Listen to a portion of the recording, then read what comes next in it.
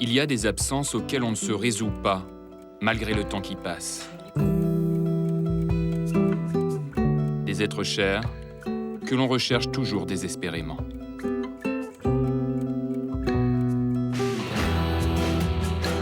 Ces appels de détresse, Patricia Faguet en reçoit chaque jour sur son site internet.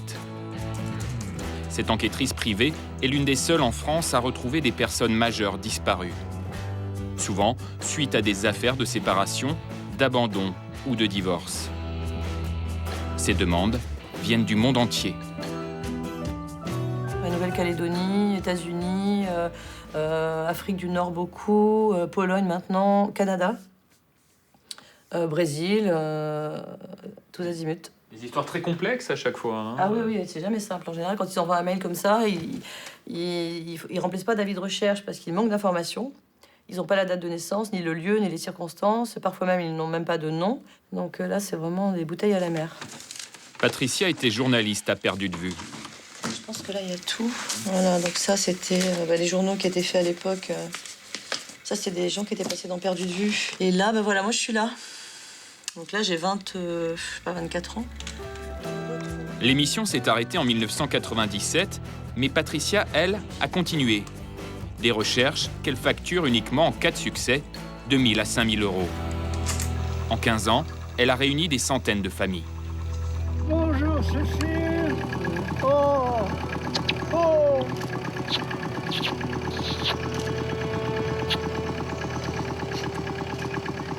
Je suis heureux. Qu'est-ce qu'on ressent derrière sa caméra? J'ai le cœur qui bat, je pleure avant eux en général. Beaucoup d'émotions, parce que je me dis qu'est-ce qu'ils doivent avoir dans la tête à ce moment précis, toute leur vie qui défile, la dernière fois où ils se sont vus, les années qui ont passé, le regret de ne pas avoir grandi ensemble. C'est hyper fort. Hein.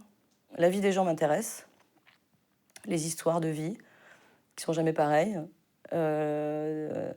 d'essayer de comprendre le mystère du départ de quelqu'un. Pourquoi est-ce que du jour au lendemain, quelqu'un peut se volatiliser? Comment? Et puis la retrouvaille, me dire que je vais faire des heureux, que je suis utile. Et voilà, j'attends avec impatience le moment où je vais les réunir. Ce matin, une rencontre exceptionnelle attend l'enquêtrice à Roissy. Une histoire très ancienne. Celle d'une franco-brésilienne de 77 ans, abandonnée par ses parents juste avant la guerre. Elle m'a contactée, depuis Sao Paulo, il y a 1 mois et demi à peu près, pour me demander si je pouvais l'aider à retrouver ses origines, puisqu'elle est d'une maman française, donc il y a peut-être des traces en France. C'est une vieille histoire par contre. C'est une histoire qui date de 1936. Elle a perdu la trace de ses parents en 1940 à Sao Paulo. Elle compte passer 8 jours à Paris uniquement dans ce but-là en fait. C'est un peu son dernier espoir. Ah oui, je pense que je suis complètement son dernier espoir, c'est sûr.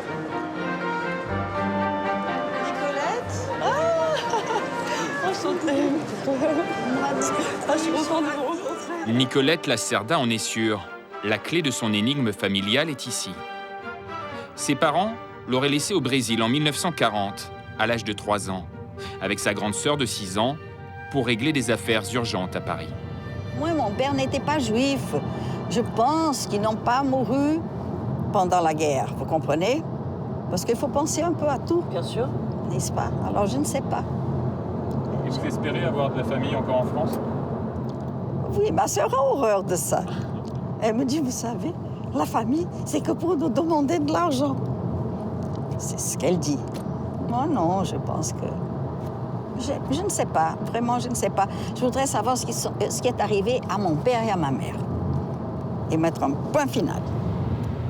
Avec les éléments qu'elle m'a donnés par mail déjà, même si j'en ai peu, j'entrevois la possibilité d'aboutir à quelque chose. Alors, je ne sais pas encore ce que ça va donner, hein, mais je pense qu'il y a des solutions, parce qu'il y a une piste brésilienne et il y a une piste française. Donc pour moi, j'ai deux ficelles sur lesquelles tirer.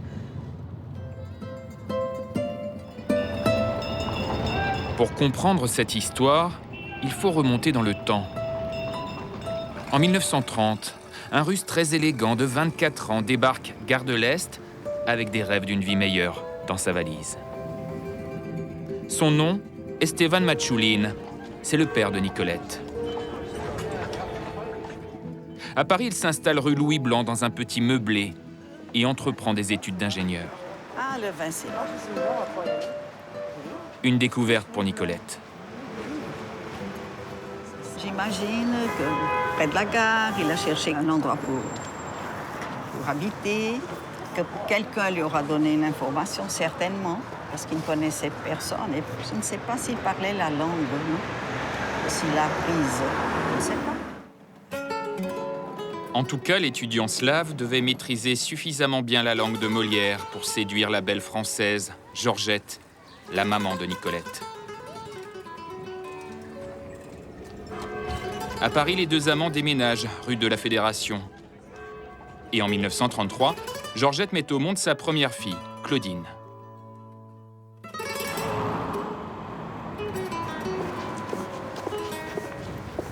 Je crois qu'il est venu en France pour compléter ses études.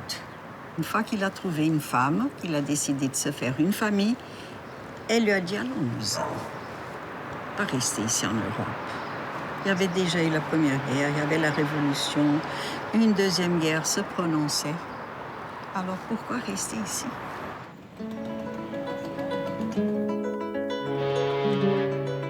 Les Matchoulines choisissent le Brésil.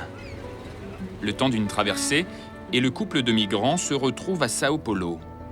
Avec ses diplômes d'ingénieur, le père trouve facilement du travail dans cette ville moderne.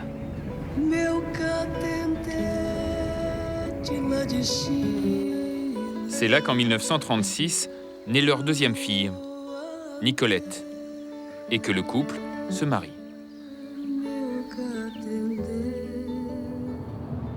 Que s'est-il passé ensuite? Estevan et Georgette sont-ils vraiment rentrés en France? Patricia commence son enquête par un endroit qui est une mine d'informations. Les archives municipales. La mère de Nicolette, Georgette Rossignol, est née à Asnières, près de Paris. Et la mairie a toujours sa fiche. J'ai confirmation qu'elle s'est bien mariée à Sao Paulo en 1936, l'année de naissance de Nicolette. Mais après, on ne sait pas ce qu'elle devient. Il n'y a pas de divorce et il n'y a pas de décès. Donc après, ça s'arrête là pour moi. La maman est-elle encore en vie? Ou est-ce l'administration qui a oublié de noter son décès? À la mairie de Saint-Denis, peut-être une autre piste. Car c'est ici qu'est née Marguerite, la grand-mère de Nicolette. Alors là, il est là, oui. Rochard, donc ça, c'est la grand-mère de Nicolette. Donc ça va nous apprendre si elle s'est mariée, si elle a divorcé. Et surtout si elle est encore en vie. Donc, et là, je vois qu'elle est décédée. En même temps, c'est pas très surprenant. En retrouvant les descendants de sa grand-mère, je vais peut-être trouver des descendants vivants en France de Nicolette. Et ce qui est important là pour moi, c'est elle-même est décédée en février 1970 en Ardèche. Donc là, je me dis qu'il faut contacter l'Ardèche. Peut-être qu'elle y vivait. Donc elle avait peut-être un mari, d'autres enfants là-bas. En tout cas, il y a peut-être de la famille de Nicolette en Ardèche. Et la personne qui a déclaré le décès, parfois, peut être une personne de la famille. Cette fois, la chasse s'avère payante. Car sur l'acte de décès, un certain Jean-Jacques Gypto apparaît. Quand je tape Gypto en Ardèche, je trouve uniquement Claude Gypto. Mais c'est peut-être quelqu'un de la famille. Oh, bah ça ne peut être que ça, je pense.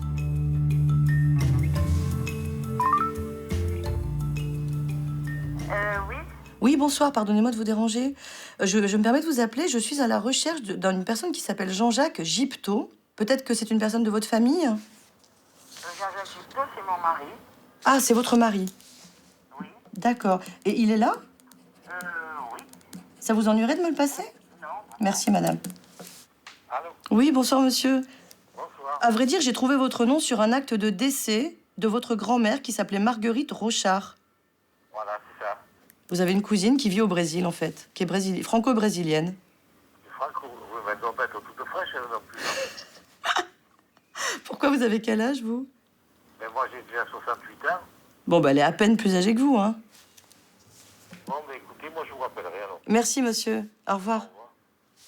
C'est le seul membre vivant de sa branche française. Et en plus, il est fils unique. Donc c'est toute petite famille, quoi. C'est vraiment sa famille biologique que vous venez de retrouver. Oui, oui, c'est sa famille biologique, c'est sa famille directe, c'est son cousin Germain. Cette nouvelle est inespérée. Nicolette a bien de la famille en France, un cousin qui en sait peut-être beaucoup sur l'histoire des parents. Le décès est déclaré par son petit-fils. Alors, comment s'appelle-t-il? Jean-Jacques Gipto. Quelle merveille. Je vous en suis très, très, très reconnaissante. Tu es contente? Oh, c'est un début. C'est un début, puis après on verra.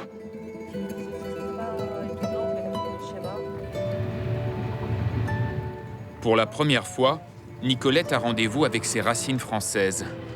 Un voyage jusqu'en Ardèche, où elle espère également voir la tombe de cette grand-mère qu'elle aurait pu connaître.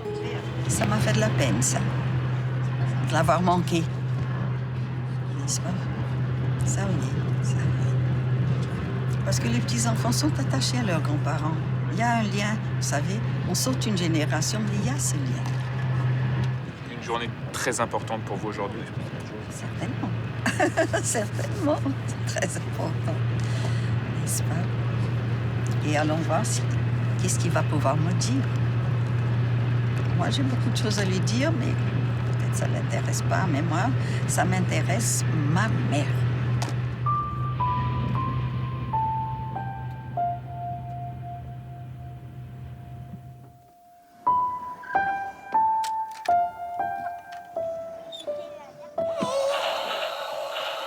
Il y a les disparitions volontaires et puis celles qu'on subit ou qu'on fait subir. C'est le cas de Stéphane, un petit garçon d'à peine 3 ans, enlevé par sa maman et que ses frères et sœurs n'ont jamais revu.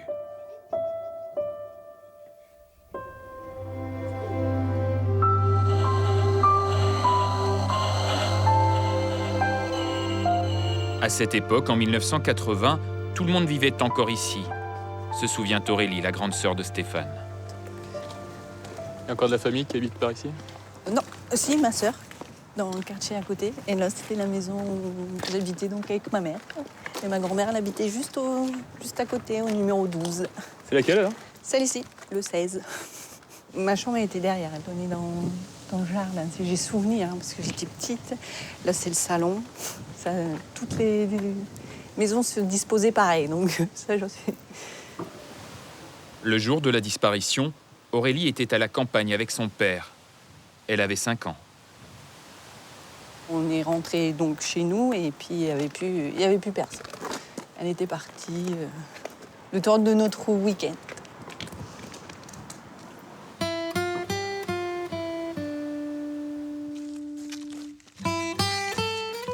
La maman d'Aurélie a quitté la maison brusquement, sans explication.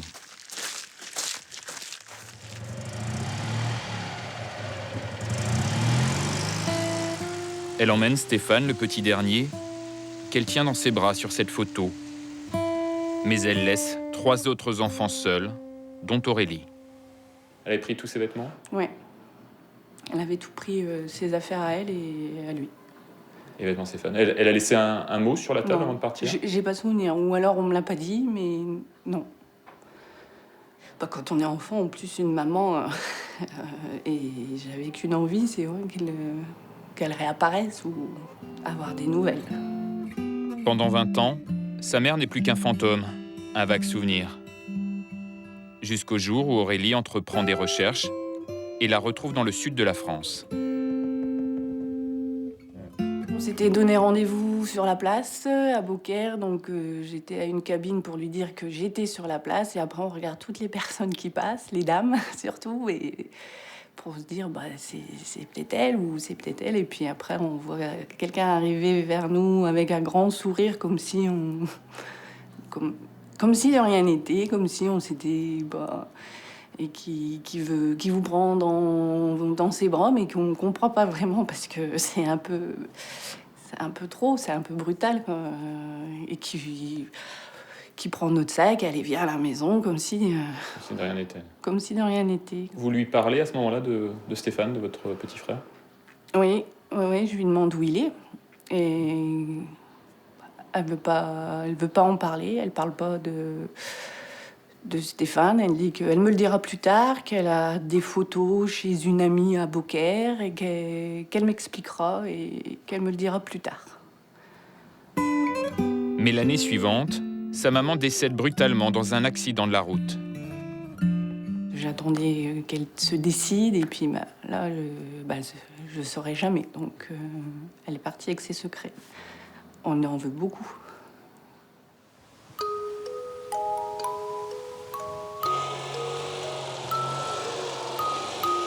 Aurélie sait finalement peu de choses. Selon elle, sa mère a vécu quelque temps à Montargis. C'est là qu'elle rencontre un maçon portugais, dont Aurélie n'a que le prénom, Joachim. Le compagnon de Marie-France va élever Stéphane comme son fils. Le couple s'installe finalement dans le sud à Beaucaire, où il aura 2 autres enfants.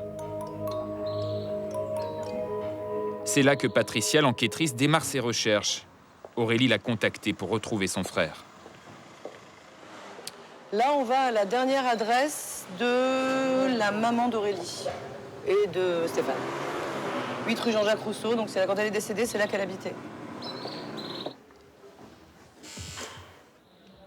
Estamos buscando a un portugués que vivió aquí en 1997.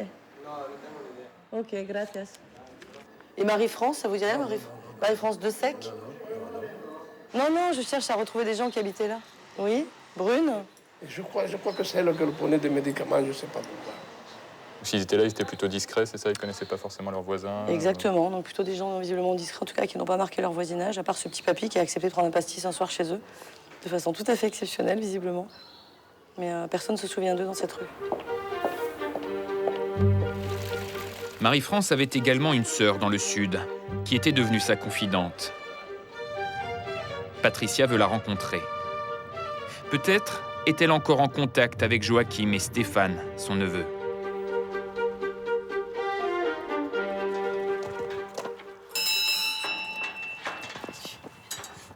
Pourquoi exactement? En fait, on est à la recherche de Stéphane, votre neveu.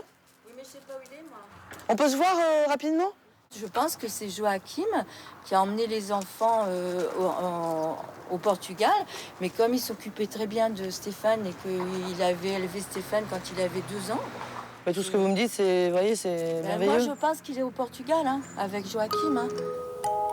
Pour la tante d'Aurélie, Stéphane n'est plus en France.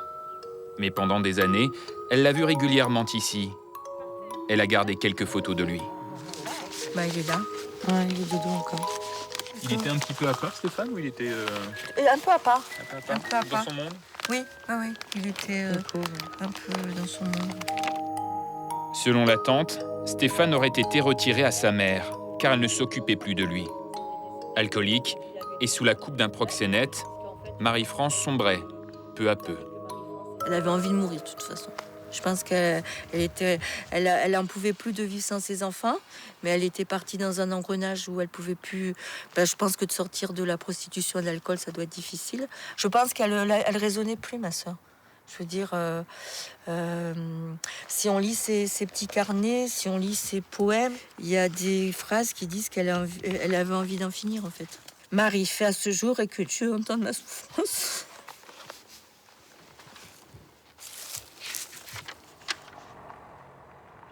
Finalement, c'est ce livret de famille, gardé par la tante, qui va faire avancer l'enquête. Car tous les noms y sont consignés, dont celui de la demi-sœur de Stéphane, Emilia de Sec. C'est la seule de toute la famille à apparaître quelque part. Elle aurait une entreprise de construction sur la côte basque.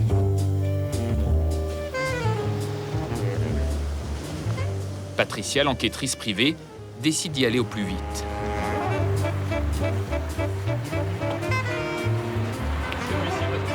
Le 4 rue Maubec, donc ça correspondrait à l'adresse d'Emilia. Non, mais il se passe rien, là. Non, il n'y a rien qui s'affiche. Non. Ça fonctionne pas. Ah, bonjour monsieur. Je cherche une entreprise qui s'appelle Sauce d'Art. Vous êtes dans le bâtiment? Tu connais une entreprise de maçonnerie, Soldar? Sosdar. Et Emilia. Emilia, Oui, le portugais. oui. Et moi, je recherche son demi-frère, mais Emilia va pouvoir m'amener vers son demi-frère. Avec les enfants, un garçon. Elle a un Oui, garçon. oui. Ouais, ouais. Demande au cybercafé, tu connais quand même la patronne. Mais vous voulez pas venir avec moi? Selon ce voisin, Emilia a été mariée avec un ouvrier kurde qui a justement des amis dans le café d'en face. L'ancien compagnon est toujours en contact avec elle. Bonjour, vous êtes Kemal? Eh ben oui, dites-lui que c'est super important, hein, que c'est vraiment pour une très bonne nouvelle. D'accord? Je vais vous laisser mon portable et je vais prendre le vôtre. Oui? Oh, Emilia, bonjour, je suis contente de vous entendre. En fait, je cherche à vous joindre parce que j'ai été mandatée par Aurélie, votre demi-sœur, qui au départ, évidemment, recherche son frère Stéphane. Hein. Oui, mais moi, Stéphane, je le connais, j'ai vécu avec lui, j'étais élevée avec lui. Quoi. C'est ça. Et vous êtes toujours en contact avec lui? Oh oui. Est-ce que vous voulez que nous, on vienne à votre rencontre? Non, je viens en contact avec lui. Vous venez? Merci, à tout de suite. Ouf, ça y est. Oh là là. Patricia, vous venez de la voir alors? Ça y est, elle a appelé. Elle est très émue, moi aussi d'ailleurs. Donc voilà, déjà c'est bon signe, elle est ravie, elle est toujours en contact avec Stéphane. Peut-être qu'elle va venir avec, je sais pas d'ailleurs. Et en tout cas, voilà, je vais proposer de venir me rencontrer, elle arrive dans 10 minutes. Emilia? Ouais. Emilia est la dernière fille de Marie-France. Ça va? Elle aussi a été abandonnée à l'âge de 5 ans par sa mère. Voilà, ma mère. Oh Ouais, attends, ta mère, elle est où ta mère? C'est moi qui ai la haine. Ah. J'ai fait ça parce que ça fait trop mal de pas être maman et pas avoir connu la sienne. Emilia va nous confirmer que Joachim les a tous élevés quand Marie-France est partie à la dérive.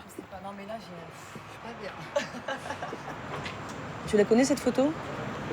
Stéphane, tu le reconnais ou pas? Oui, Stéphane, je le reconnais. On nous a dit que c'était un gros nounours. Ouais, un très calme, un faux calme. Moi, mon papa a connu Marie-France de Sec. Elle avait un petit garçon dans les bras. C'est ça. C'est Stéphane. Mon père l'a pris comme son fils. Il n'y a jamais eu de... voilà, quoi. Stéphane adore mon père. Ouais. Enfin, Stéphane, ils étaient ensemble. Il y a encore 3 jours, on était tous ensemble. Donc vous avez réussi à être une famille soudée quand même, du coup. Plus ou moins. Plus ou moins. Selon sa demi-sœur, Stéphane va bien. Il est aujourd'hui marié et papa. Elle nous promet qu'il sera là ce soir chez elle. Le temps pour Patricia de prévenir Aurélie, qui est à Lille. Elle lui racontera tout à son arrivée à Bayonne. Bonjour Aurélie. Ça va? Ça va. Vous avez fait mon voyage? Oui, c'était long, hein. Une nouvelle aventure, le train. Je savais pas que vous aviez jamais pris le train. Non, j'ai jamais pris le train. Alors? C'est quelque chose. Hein. C'est vrai? Tout s'est déclenché aujourd'hui, très rapidement. Donc en fait, votre frère habite ici. D'accord. Il va bien. Oui. Et il y aura d'autres surprises qui vous attendront.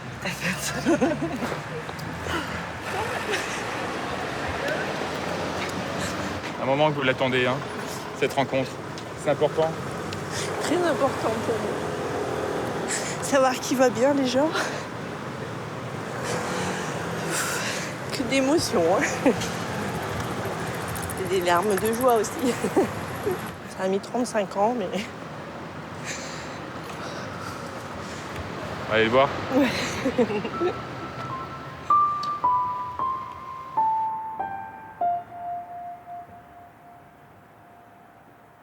Pour Aurélie, c'est la fin d'une longue quête. Grâce à Patricia, elle va enfin retrouver ce petit frère qu'elle recherche depuis tant d'années. La dernière fois qu'elle l'a serré dans ses bras, il avait à peine 3 ans.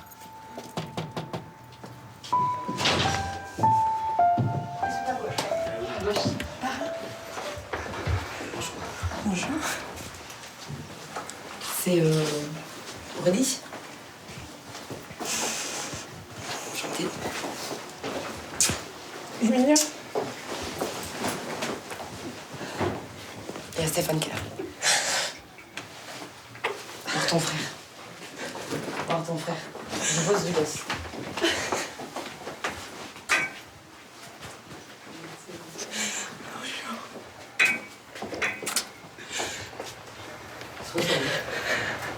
ressembles.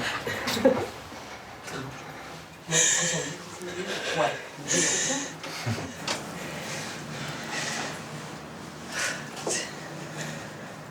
T'as des photos de ton bébé?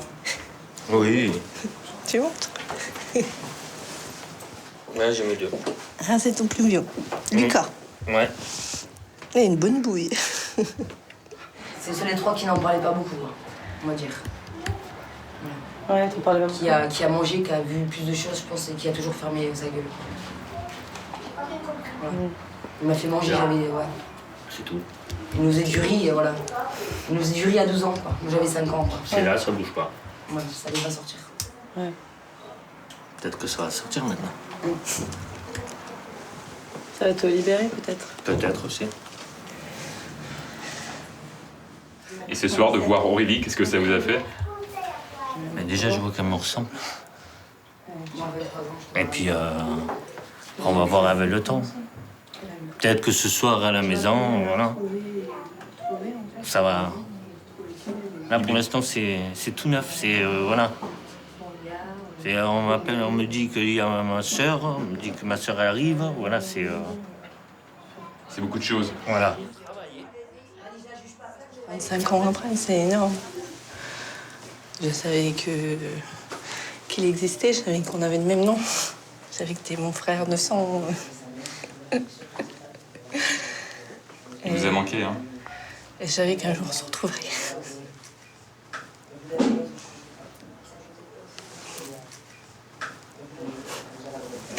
Ouais, j'en ai fait des kilomètres. Des trains. J'ai fait 3. Un petit miracle qui s'est produit aujourd'hui et voilà, c'est un soulagement. C'est quoi, c'est la chance aussi? La chance beaucoup. La ténacité, c'est sûr, mais la chance beaucoup.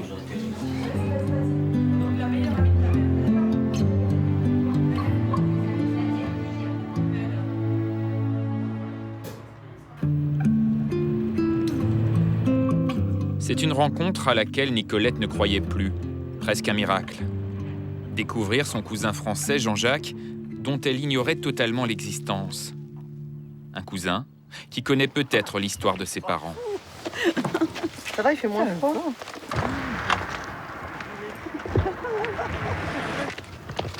Donc, Comment allez-vous? C'est moi. bonjour, Comment je suis allez-vous? Jean-Jacques. Bonjour, je suis Nicolette. D'accord, Mon amie Enchantée. Patricia. Merci. Qui vous a découvert. C'est elle. d'accord, ben c'est C'est bien. elle. Ma femme. Alors, sa cousine. Alors, ma cousine, Enchantée. Et vous? Moi aussi. ça c'est Patricia. Surpris. Oui. Ça, c'est Patricia, c'est vous qui avez appelé. Oui. Pour Nicolette, Jean-Jacques est un peu le gardien de la mémoire. Le cousin possède de nombreuses photos de ses ancêtres. Celle du grand-père, qu'elle voit ici pour la première fois. Et le rossignol, c'est lui. Ça, c'est...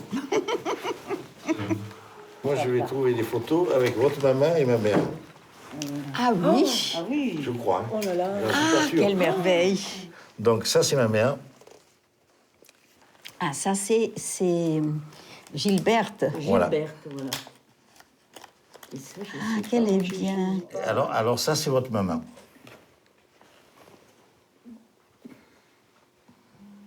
Celle-ci sera ma maman et celle-ci aussi, c'est elle. Oui, celle-ci aussi, c'est le même, j'en ai trois ou Oui, quatre. mais où était-elle si elle n'était pas avec sa mère? J'en sais rien. Et je savais que ma mère avait une sœur. Point barre. Vous ne saviez pas qu'elle avait été habité le Brésil, Non, ni qu'elle s'était mariée, non, ni qu'elle avait des enfants. non plus. Pourquoi on vous en a pas dit plus à l'époque? Parce que c'était tabou. Pour ma grand-mère, c'était une autre vie qu'elle avait dû abandonner pour une raison ou pour une autre. Et quand j'ai cherché à le savoir, on n'a jamais voulu me le dire. Jamais. Pourquoi la grand-mère de Jean-Jacques n'a jamais rien dit? Pourquoi tant de mystères? Marguerite Rochard est décédée en 1970 en gardant son secret de famille. Dans la dernière. Celle-ci. Celle-ci. Stéphane Marguerite.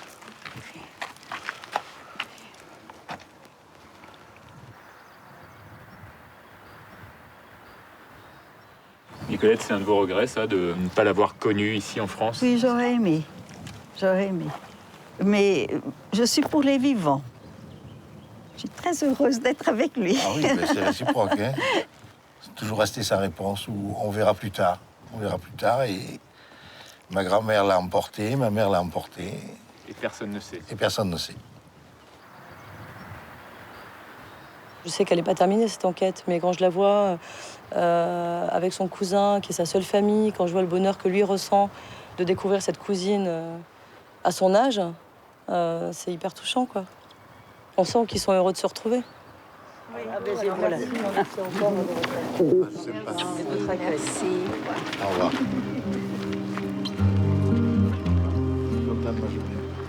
Nicolette repart au Brésil, avec le bonheur d'avoir retrouvé sa famille française, mais sans connaître le destin de ses parents.